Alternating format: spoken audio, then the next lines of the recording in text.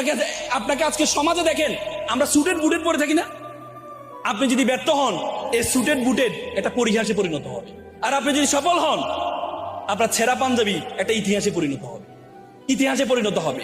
আমরা সবসময় খুঁজি, সিংহাসন খুঁজি। আমরা সবসময় সিংহাসন খুঁজি। সিংহাসন দরকার নাই, সিংহ হন, যেখানে বসবেন সেটাই সিংহাসনে পরিণত হবে, সেটাই পরিণত হবে।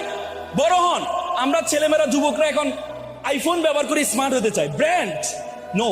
আপনি যখন ব্র্যান্ড নিয়ে আইফোন নিয়ে হাঁটেন, মানুষ আইফোনের দিকে তাকায়, আপনার দিকে তাকায় না, আপনার দিকে তাকায় না।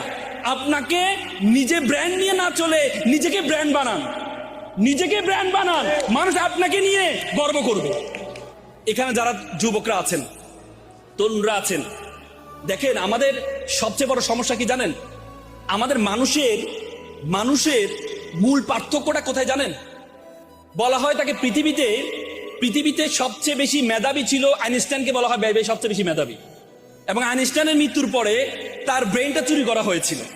চুরি করেছিল যুক্তরাষ্ট্রের একজন চিকিৎসক ডক্টর হার্ভে।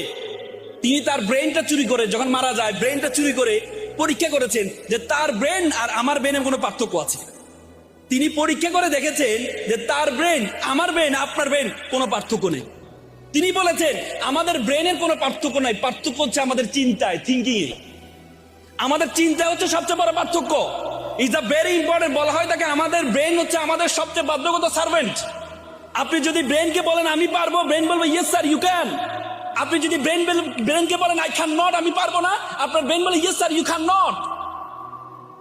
প্রফেসর, হার্ভার্ড ইউনিভার্সিটির প্রফেসর, তিনি বলেছেন ইউ বিকাম ইউর কনভারসেশন। তুমি যেটি তুমি তোমাকে বলো, যেটি বলো।